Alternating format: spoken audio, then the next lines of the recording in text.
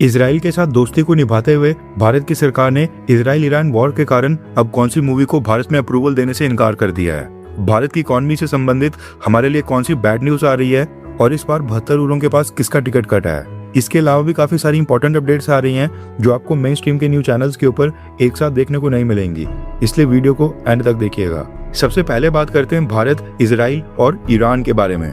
News निकल कर आ रही है कि पिछले कल देर शाम को भारत के प्रधानमंत्री नरेंद्र मोदी जी ने ईरान के प्रेसिडेंट मसूद पेजेश्कियान के साथ टेलीफोनिक कन्वर्सेशन की है। 28 फरवरी को ईरान वॉर स्टार्ट होने के बाद ये दूसरी बार है जब प्रधानमंत्री मोदी ने ईरानियन प्रेसिडेंट के साथ टेलीफोन पर बात की है। पहली टेलीफोनिक कन्वर्सेशन हुई थी 12 मार्च को और आज दूसरी हुई है 21 मार्च को। इसके साथ ही न्यूज निकल कर आ रही है कि दोनों कंट्रीज के प्रेसिडेंट और प्राइम मिनिस्टर्स के बाद भारत के विदेश मंत्री जयशंकर सर ने भी Iranian foreign minister Abbas Araghchi के साथ टेलीफोनिक कन्वर्सेशन की है। अब अगर हम विदेश मंत्री के लेवल के ऊपर बात करें तो ईरान वॉर स्टार्ट होने के बाद भारत और ईरान के विदेश मंत्री 5 बार टेलीफोनिक कन्वर्सेशन कर चुके हैं। ईरानियन फॉरेन मिनिस्टर ने दुनिया में सबसे ज्यादा भारत के विदेश मंत्री के साथ ही बात की है, 5 बार भारत से, उसके बाद 2 बार ओमान, फ्रांस, टर्की, इजिप्ट और पाकिस्तान से, और बाकी कंट्रीज के विदेश मंत्रियों के साथ एक बार।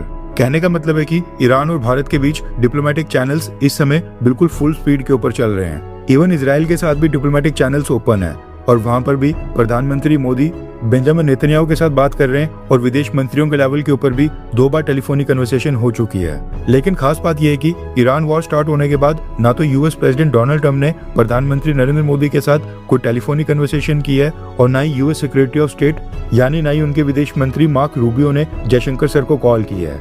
अमेरिका के टॉप लीडर्स ने भी भारत को लूप में नहीं लिया है। हो सकता है कि ट्रेड डील के कारण डोनाल्ड ट्रंप एडमिनिस्ट्रेशन भारत से नाराज हो, क्योंकि एंड मोमेंट के ऊपर भारत ने अमेरिका के साथ ट्रेड डील को कई महीनों के लिए पोस्टपोन कर दिया था। लास्ट टाइम प्रधानमंत्री मोदी और डोनाल्ड ट्रंप की टेलीफोनिक कन्वर्सेशन हुई थी 2 फरवरी को।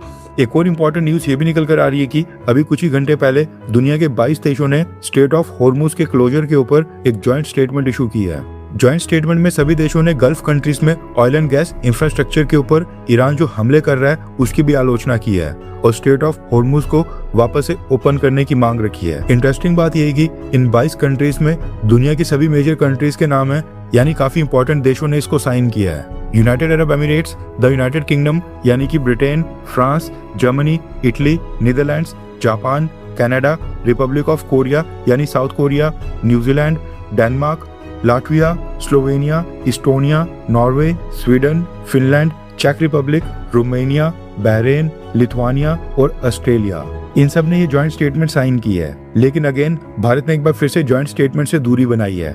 ईरान वॉर स्टार्ट होने के बाद दर्जन से भी ज्यादा ज्वाइंट स्टेटमेंट्स आ चुकी हैं, लेकिन भारत की सरकार ने एक भी ज्वाइंट स्टेटमेंट को साइन नहीं किया है और इन सभी ज्वाइंट स्टेटमेंट से भारत दूरी बना रहा है। इसके साथ ही भारत के विदेश मंत्रालय ने यह भी जानकारी दी है कि ईरान वॉर स्टार्ट होने के बाद जो इंडियंस भारत वापस आ रहे हैं उनकी संख्या 21 मार्च को 3.3 लाख हो गई है। अभी तक 3,30,000 इंडियंस मिडिल ईस्ट के देशों से भागकर वापस भारत आ गए हैं। सुनने में 3,30,000 इंडियंस का वापस आना ये बड़ी बात लग रही है, लेकिन ऐसा नहीं है कि मिडिल ईस्ट खाली हो गया है और वहाँ पर सभी इंडियंस वहाँ से वापस भारत आ गए हैं। एस्टिमेट्स के अकॉर्डिंग मिडिल ईस्ट के अलग अलग देशों में अप्रोक्सीमेटली 90 लाख इंडियंस वहाँ पर रहते हैं। उसके अकॉर्डिंग 3,30,000 ये कोई बड़ा नंबर नहीं है, लेकिन ये भी नोट करने वाली बात है कि मिडिल ईस्ट के देशों में ईरान के हमलों की वजह से इस समय एयरपोर्ट्स और कमर्शियल फ्लाइट्स फुल स्ट्रेंथ के ऊपर नहीं चल रही हैं, वरना और भी ज्यादा इंडियंस भारत वापस आते हैं। नेक्स्ट अपडेट आ रही है इंडियन रुपीस को लेकर। रेफरेंस क्लब की स्क्रीन के ऊपर आर्टिकल का स्क्रीनशॉट है। न्यूज निकल कर आ रही है कि इंडियन रुपीस एक यूएस डॉलर के मुकाबले 94 के मार्क के ऊपर भी चले गया है, जो कि भारत के इतिहास का सबसे लोवेस्ट ऑल टाइम लो आंकड़ा है। इससे पहले भारत ने 94 रुपीस के मार्क को कभी क्रॉस नहीं किया था और ये पहली बार है।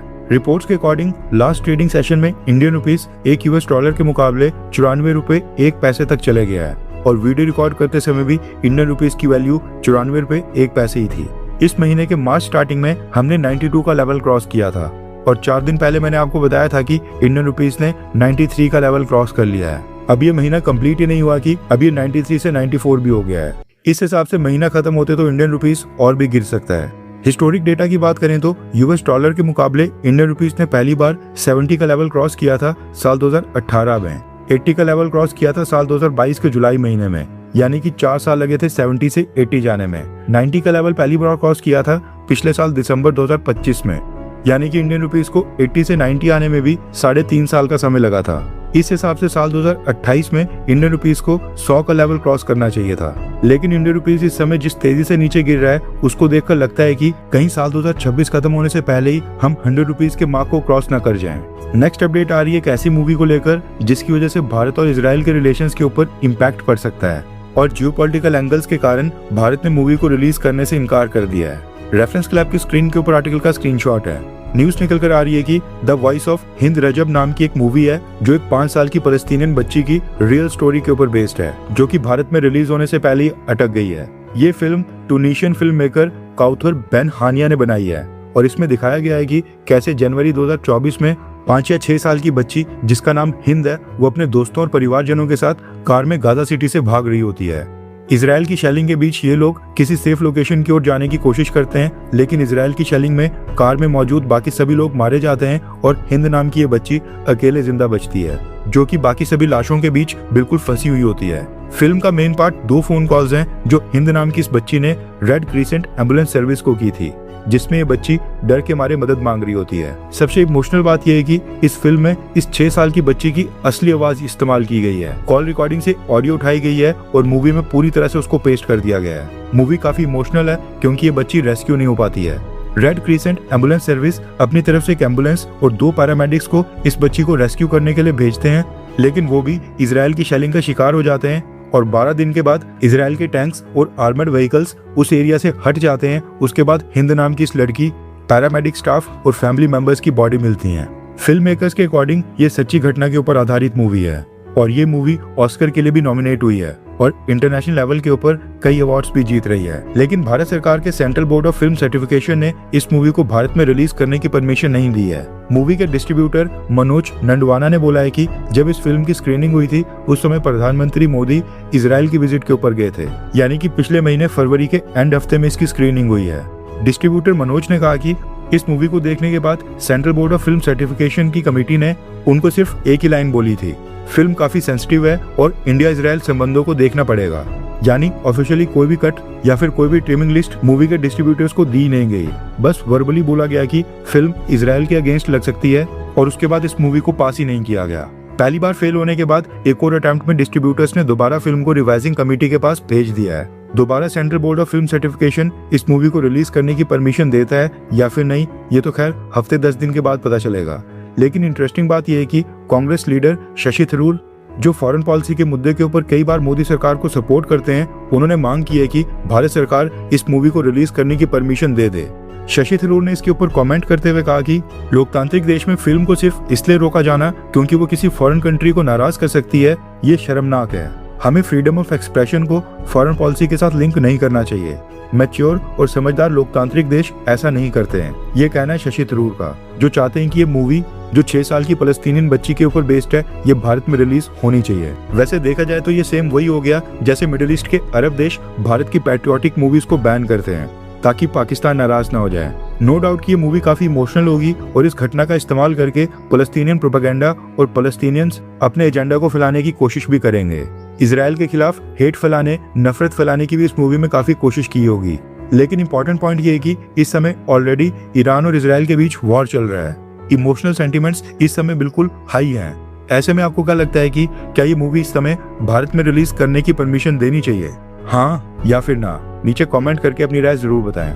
नेक्स्ट अपडेट आ रही है भारत और पाकिस्तान को लेकर। रेफरेंस क्लैब की स्क्रीन के ऊपर आर्टिकल का स्क्रीनशॉट है।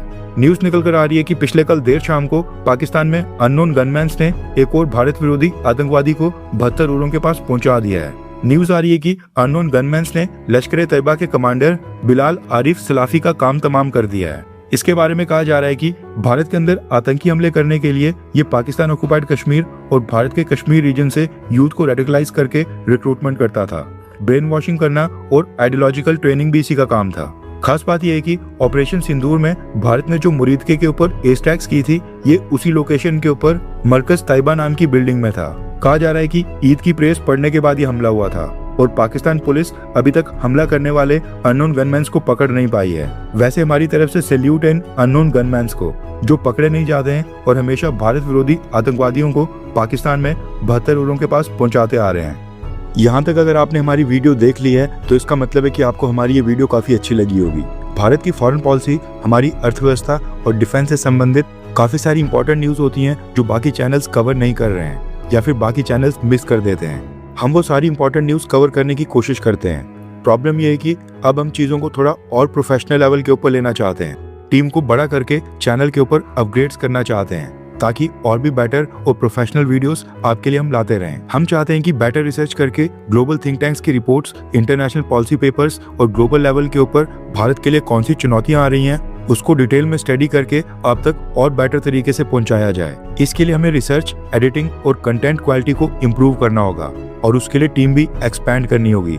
ऑनेस्टी के साथ मैं आपको बताना चाहता हूँ कि हमारे पास इस चैनल को नेक्स्ट लेवल के ऊपर लेने के लिए जुनून और जज्बा ये दोनों ही हैं। एक दिशा भी है जिसकी तरफ हम आगे बढ़ना चाहते हैं, लेकिन फंड्स की कमी आ रही है। हमें बस आपके सपोर्ट की जरूरत है जो आप हमारे चैनल का मेंबर बनकर हमें दिखा सकते हैं। हमने इंडियन अफेयर्स चैनल के ऊपर मेंबरशिप स्टार्ट कर दी है और मेंबरशिप को ज्वाइन करने का लिंक वीडियो के डिस्क्रिप्शन में दे दिया गया है, जहां से आप बहुत ही आसानी से चैनल को ज्वाइन कर सकते हैं। एंड ऐसा नहीं है कि आपको चैनल मेंबर बनने का कोई भी बेनिफिट नहीं होगा। चैनल मेंबर्स के लिए यानी कि जो भी लोग ज्वाइन करते हैं, हम उनके लिए हर हफ्ते 3 से 4 स्पेशल मेंबर्स ओनली वीडियोस लाते रहेंगे, जिसमें हम global think tanks, international experts और डिटेल जियोपॉलिटिकल एनालिसिस को शेयर करेंगे, जो अक्सर इंटरनेशनल रिपोर्ट्स, रिसर्च पेपर्स और एक्सपर्ट डिस्कशंस पे मिलते हैं। लेकिन जो हमारी नॉर्मल वीडियोस होती है उनमें उसको डिटेल में कवर करना काफी मुश्किल हो जाता है। बाकी जो नॉर्मल वीडियोस हमारे चैनल के ऊपर अभी आ रही हैं वो सब व्यूअर्स के लिए आती रहेंगी, लेकिन जो लोग चैनल को ज्वाइन करते हैं उनके लिए स्पेशल कंटेंट आएगा।